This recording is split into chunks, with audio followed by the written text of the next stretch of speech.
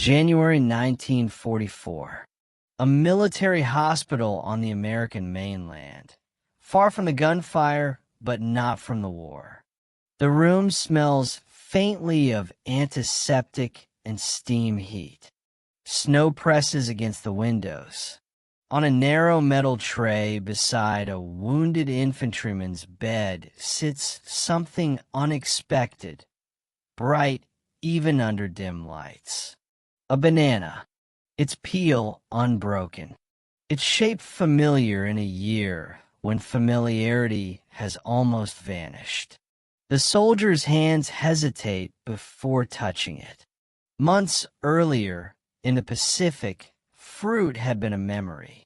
Canned meat, powdered eggs, hard bread.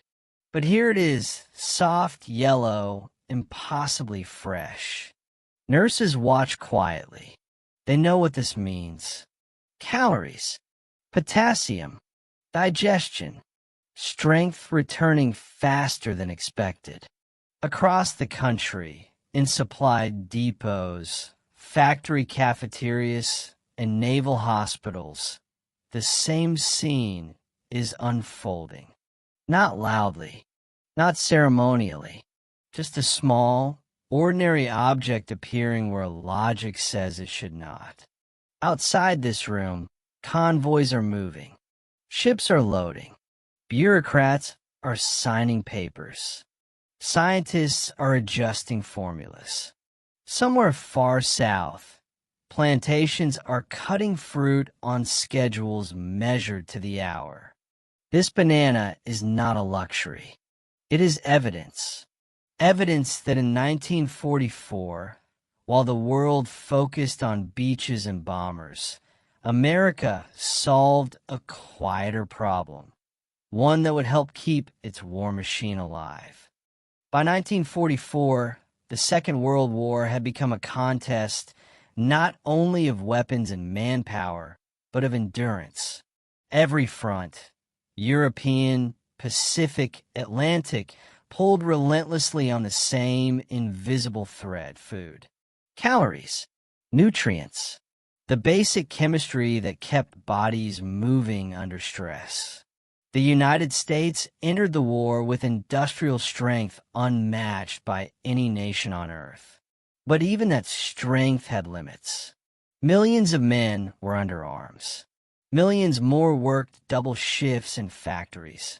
Ships crossed oceans under constant threat. Each movement required fuel, not just gasoline and oil, but human energy. Hunger was not dramatic. It did not explode or burn. It weakened quietly. By late 1942, military doctors were reporting patterns. Soldiers arriving from long deployments showed signs of nutritional strain, digestive problems, fatigue, slowed recovery from wounds. Hospital stays lengthened. Minor illnesses lingered. These were not failures of medicine. They were failures of supply. Before the war, fresh fruit had been abundant for American civilians. Bananas, oranges, apples, routine items in any city market. But war collapsed that normality. German U-boats prowled shipping lanes. Merchant vessels were sunk faster than they could be replaced. Cargo space became precious, measured in tons and cubic feet. Ammunition outranked everything. Then fuel. Then vehicles. Food followed, compressed, canned, stripped to essentials. The U.S. Army Quartermaster Corps worked relentlessly to redesign rations. The C ration and K ration were marvels of efficiency. Compact, shelf-stable, calorie-dense. But they were not complete diets. Fresh vitamins were missing. Potassium, vital for muscle and nerve function, was difficult to replace synthetically at scale. Vitamin deficiencies did not incapacitate immediately, but over months they eroded effectiveness. On the home front, Americans felt the strain too. Ration books controlled sugar, meat, butter. Posters urged conservation. Food as a weapon was not a slogan, it was doctrine. The War Food Administration coordinated farms, factories, and shipping under federal control. Nutrition became a strategic calculation. By 1943, military planners understood something uncomfortable. The Axis powers were facing severe food shortages. German civilians suffered from declining rations. Japanese soldiers endured starvation on isolated islands. This weakness mattered, but it also warned of what could happen if America failed to maintain its own nutritional balance. The problem was not total starvation. It was precision. How to deliver the right nutrients in the right form, at the right time, across thousands of miles, without wasting space, risking spoilage, or diverting ships from combat priorities. Fresh fruit posed the greatest challenge. It bruised. It ripened too fast.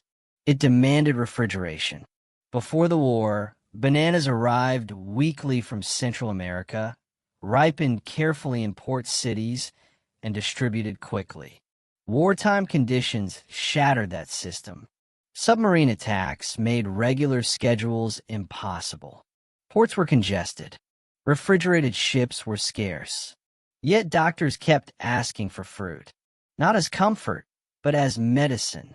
Wounded soldiers recovered faster when digestion improved. Factory workers stayed productive longer when diets varied. Hospitals requested potassium-rich foods because alternatives were limited. By early 1944, the question inside American logistics circles was no longer whether nutrition mattered. That had been proven. The question was whether the United States could redesign an entire fruit supply chain under wartime pressure and make it work reliably. Somewhere between policy memos, plantation fields, and laboratory experiments, a solution began to form. It would center on a fruit that had once seemed too fragile to survive a global war. Before the war, bananas were everywhere and nowhere strategic. They arrived in American ports by the millions of bunches each year, carried north from Central America and the Caribbean in a rhythm that had remained almost unchanged since the early 20th century. The system depended on timing. Cut too early, the fruit would never ripen properly. Cut too late, it would rot before reaching market. Everything worked because shipping was predictable. War erased that predictability. When German submarines began sinking merchant vessels in the Atlantic and Caribbean in 1941 and 1942, banana ships were among the first to disappear from schedules. They were lightly armed, fast but vulnerable. Their cargo was perishable and, in military terms, non-essential. Convoys prioritized oil tankers and troop transports. Fruit waited or was abandoned entirely. At the same time, banana plantations faced crises of their own. Labor shortages hit Central America as workers were pulled into infrastructure projects tied to the war. Tropical plant diseases reduced yields. Machinery and fertilizers were harder to obtain. Even when fruit was harvested successfully, the question remained, where could it go and how safely? The United Fruit Company, which dominated banana production and shipping, found itself under unprecedented pressure. Its pre-war business model, speed, volume, civilian demand, no longer fit wartime realities. Yet the U.S. government was now watching closely. Bananas were no longer just food. They were potential medical assets. In Washington, the War Food Administration and the Office of Defense Transportation reviewed supply chains with new priorities. Bananas contained what ration diets lacked: easily digestible carbohydrates, potassium, and vitamins. Unlike citrus, they required no cutting or juicing. Unlike apples, they did not need long-term cold storage once ripened. but getting them to the point of ripening was the challenge. Shipping space remained the central constraint. Refrigerated vessels were scarce, and many had been converted for military use. Submarine threats in the Caribbean made single-ship runs dangerous. Delays meant entire cargoes lost to spoilage. A single misconnection could waste weeks of plantation labor. This forced a fundamental rethink. Instead of asking how to ship bananas, as they always had, planners began asking how bananas could be transformed. Could they be stabilized, dried, processed, reduced in bulk without losing nutritional value? Food scientists have been experimenting quietly since 1942. Dehydration techniques, banana flour, pulp concentrates. Early results were uneven, texture problems, taste complaints, storage issues. But by late 1943, methods improved. Dehydrated banana products retained potassium. They traveled well. They could be added to rations, hospital diets, and industrial meals. At the same time, something else changed. The U.S. Navy expanded convoy protection in the Caribbean. Anti-submarine patrols improved. Losses declined. This reopened limited but reliable shipping windows. Instead of flooding the market, bananas could be routed precisely to hospitals, military bases, and critical civilian institutions. By early 1944, the banana supply was no longer civilian luxury trade. It was a managed system, plantation schedules synchronized with convoy departures. Ripening facilities were reassigned to military needs. Waste dropped. Predictability returned, not through abundance, but through control. What had once been a fragile peacetime commodity became a disciplined wartime resource. And as this system stabilized, its impact began to reach beyond logistics, touching individual lives, military effectiveness, and morale in ways that few planners had anticipated. That shift becomes clear when the story is viewed from different angles. For the men and women closest to the war, the banana was not a statistic. It was a sensation. Soldiers recovering in stateside hospitals noticed changes within days. Digestion normalized. Energy returned sooner. Meals felt complete again. Nurses, trained to observe small differences, reported fewer complications tied to weakness and dehydration. On factory floors, cafeteria trays told a similar story. Workers assembling aircraft engines or packing ammunition were fed under strict nutritional guidelines. When banana products, fresh or processed, appeared, supervisors noted fewer complaints of fatigue during extended shifts. The fruit's familiarity mattered. It reminded people of normal life, of kitchens and markets untouched by sirens or blackout curtains. Morale was never officially measured in pounds or calories, but commanders understood it intuitively. Small comforts, reliably delivered, reassured troops that the system behind them was functioning. Military nutritionists saw bananas differently. They saw potassium levels, muscle contraction efficiency, nerve signal stability.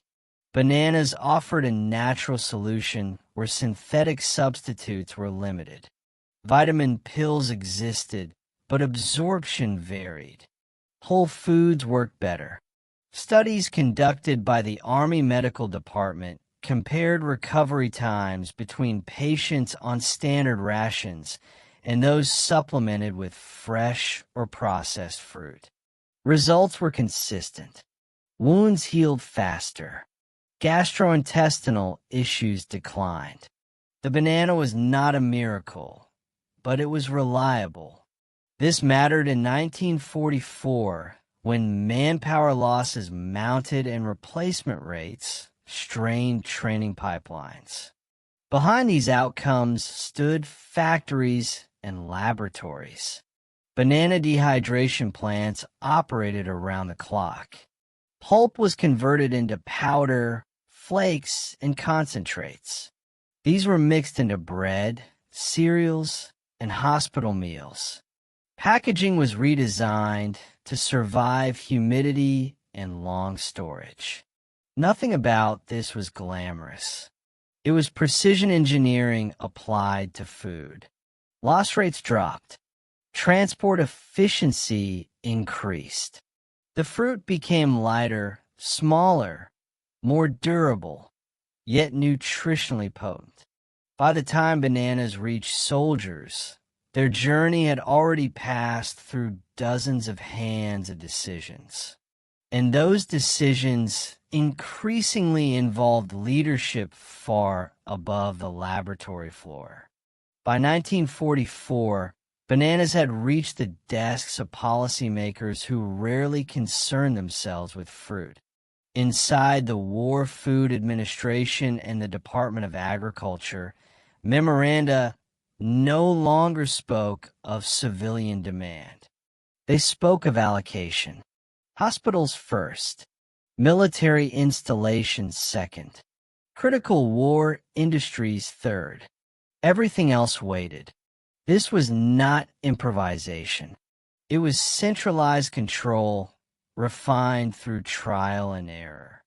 The federal government coordinated directly with United Fruit and regional producers, fixing prices, scheduling harvests, and assigning shipping priorities. Ripening facilities were placed under supervision. Waste was tracked. Losses were investigated. Senior planners understood something fundamental. Weapons could be built anywhere, but soldiers could only fight if their bodies held together. Nutrition became policy. Quietly, without speeches, bananas entered the machinery of war planning. Across the front lines, the contrast was stark.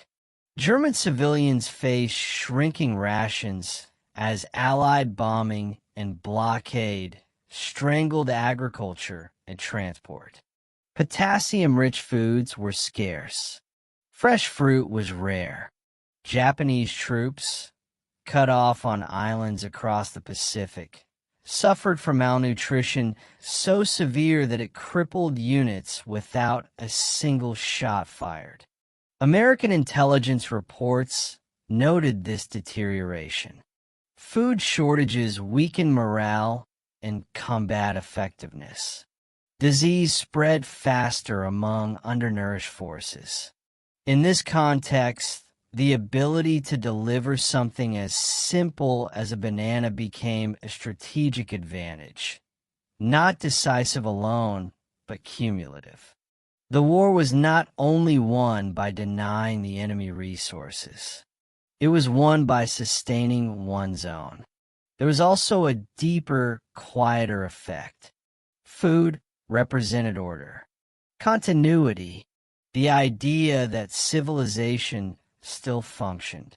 For civilians and soldiers alike, receiving familiar food signaled that chaos had not won.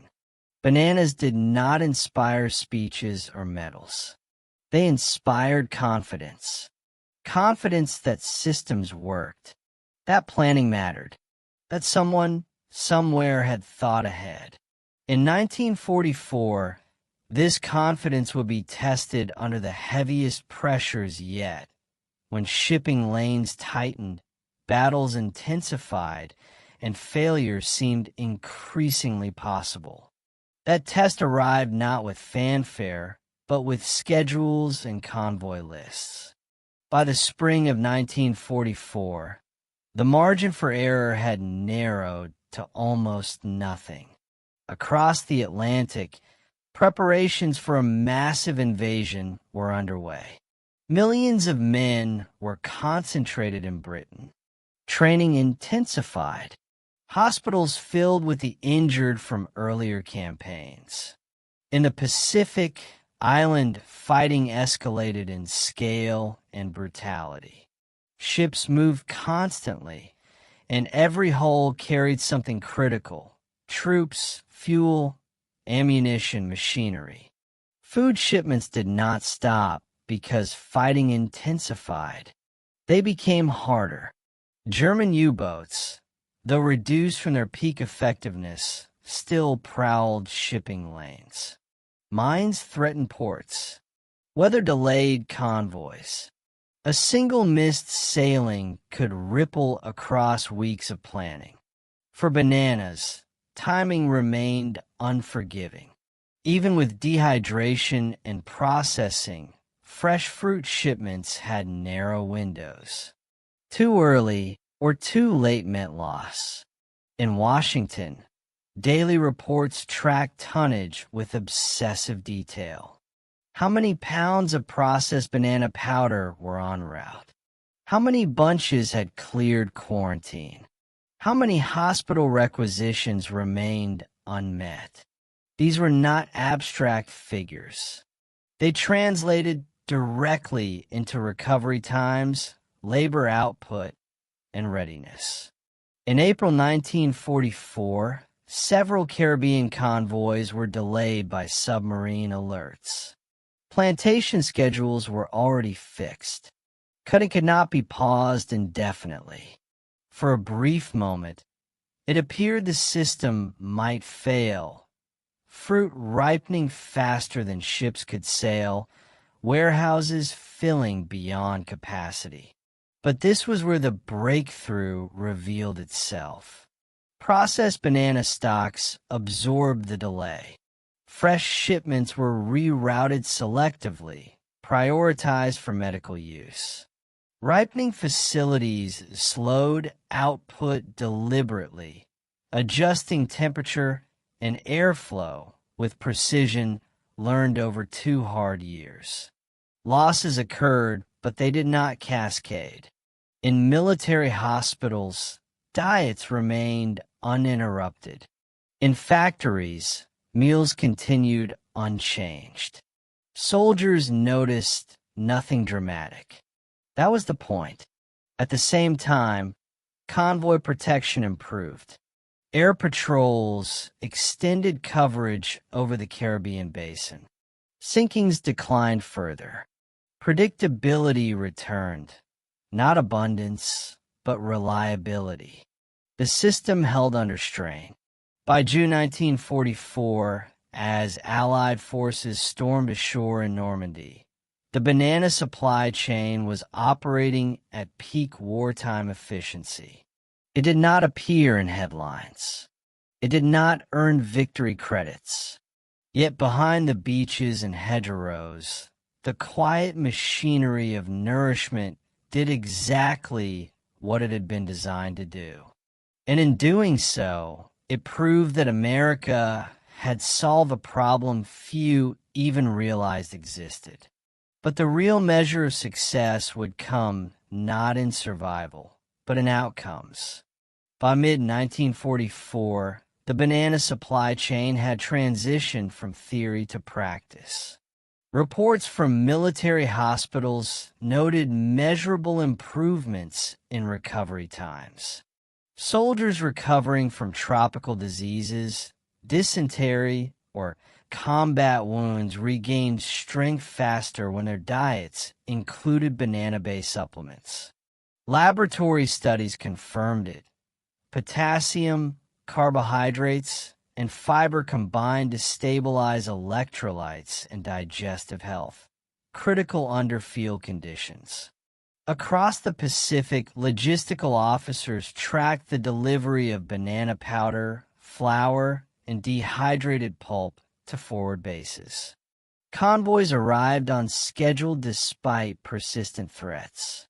Units previously weakened by inadequate nutrition now maintained endurance on long patrols and assault operations.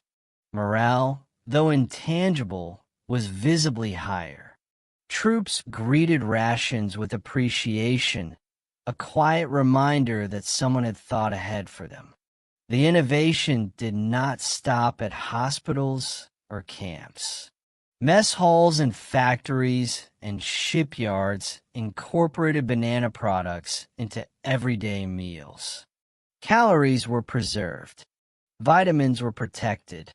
Even minor ailments caused by deficiency, cramps, fatigue, gastrointestinal irritation, declined sharply.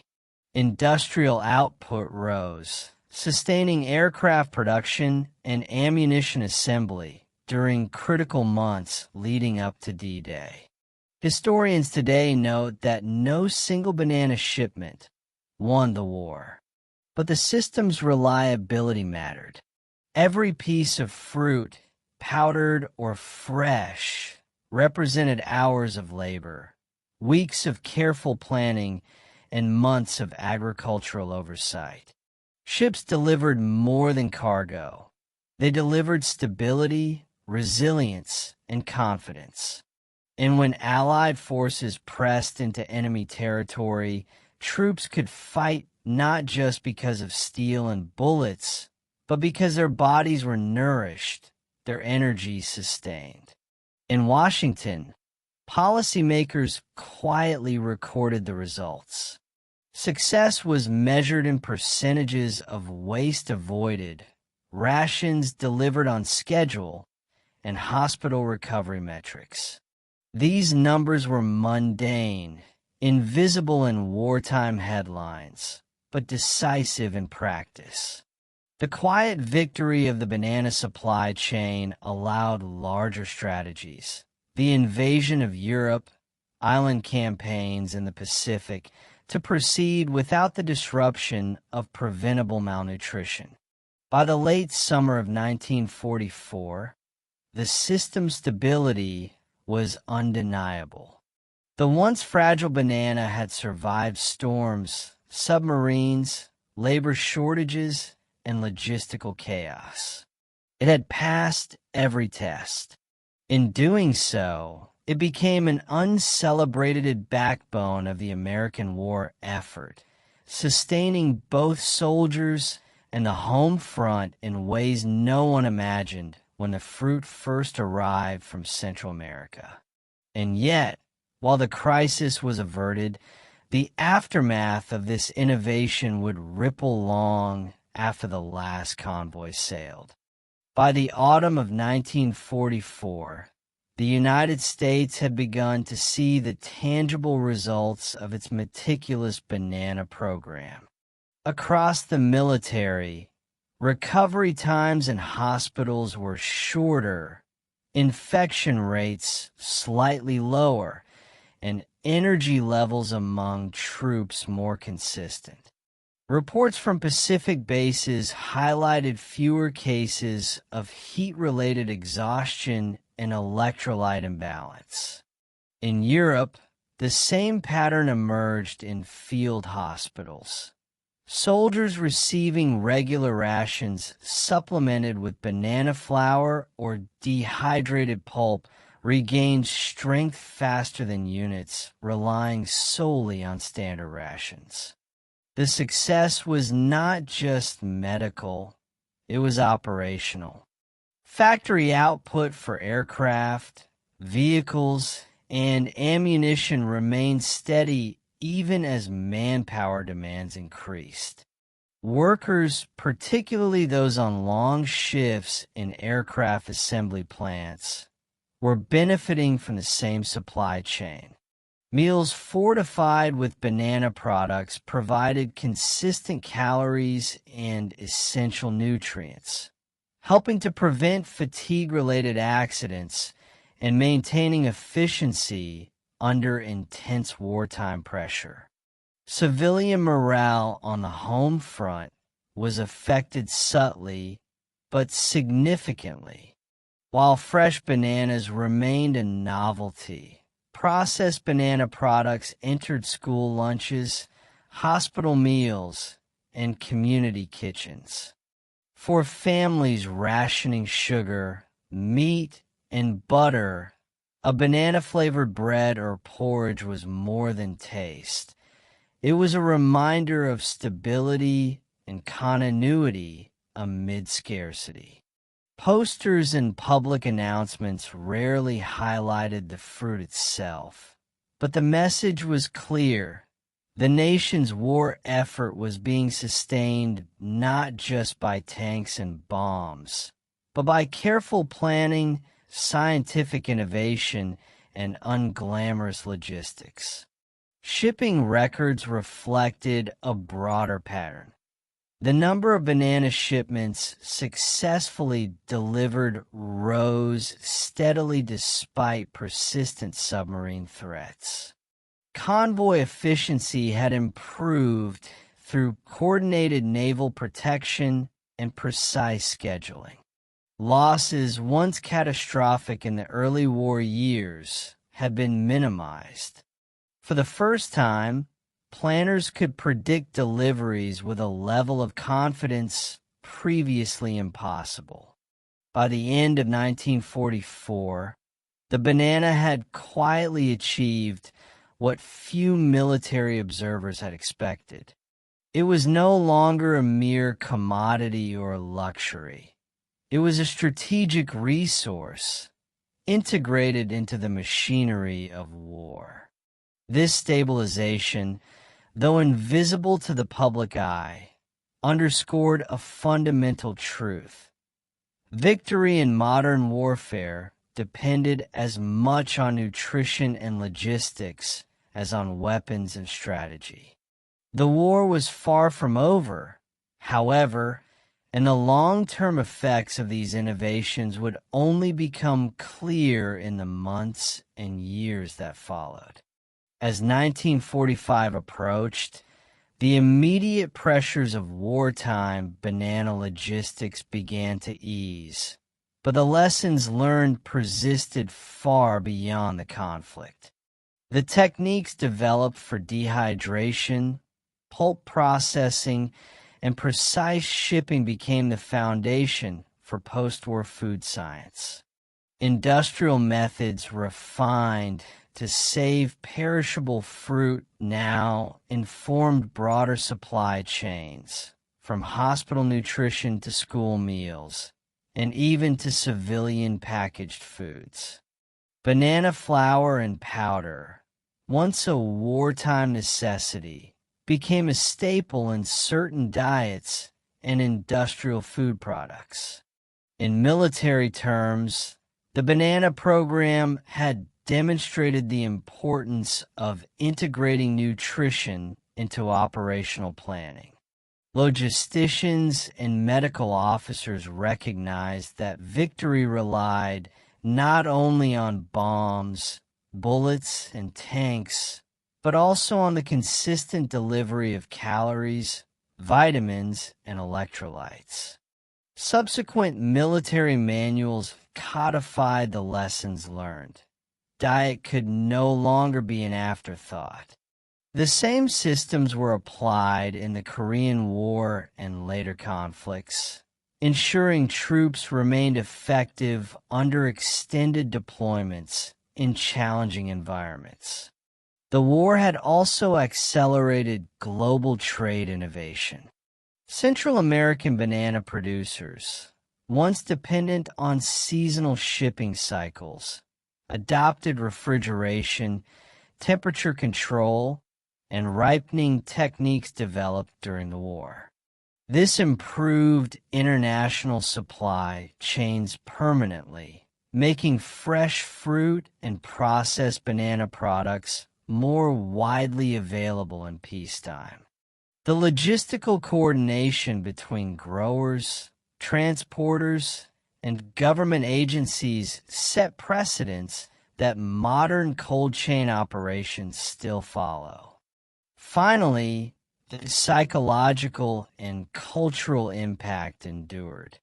Americans came to appreciate the subtle power of food in sustaining society during crisis. The success of bananas, simple, ordinary, yet scientifically optimized, highlighted the quiet, often overlooked infrastructure that underpinned the war effort. It reminded policymakers, scientists, and civilians alike that victory depended on systems functioning as much as courage and strategy. By the time the last convoy sailed into port, the banana had transitioned from a perishable luxury to an emblem of innovation, efficiency, and resilience. Its story, mostly invisible at the time, quietly reshaped the way nations thought about nutrition, logistics, and the invisible threads that sustain both soldiers and societies in war. In the grand sweep of World War II, the banana may seem inconsequential. No general strategy hinged on it. No battle was won or lost because of it. And yet, in the quiet, calculated ways that define modern warfare, it mattered profoundly.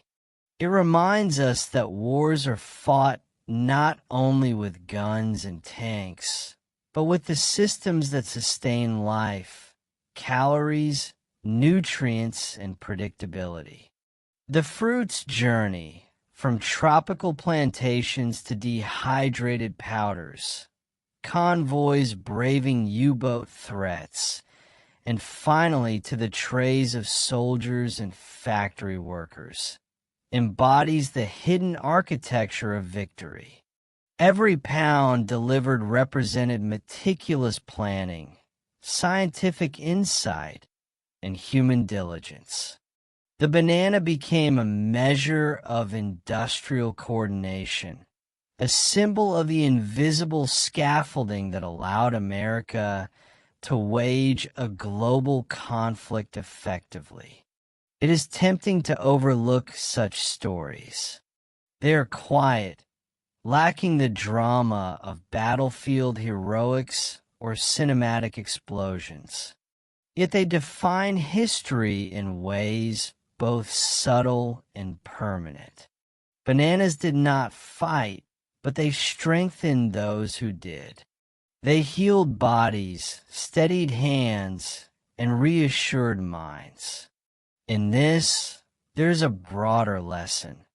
The seemingly mundane can shape outcomes as decisively as the extraordinary.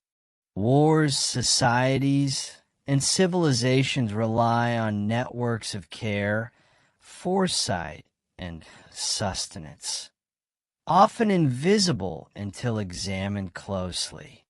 The American banana in 1944 stands as a testament to that truth. A small, yellow fruit delivering something far greater than itself. Resilience, continuity, and a quiet assurance that even in the chaos of global conflict, life could be sustained. And in the end, that quiet victory, rarely celebrated, still echoes in every modern meal, every logistical triumph, and every effort to sustain humanity in extraordinary circumstances.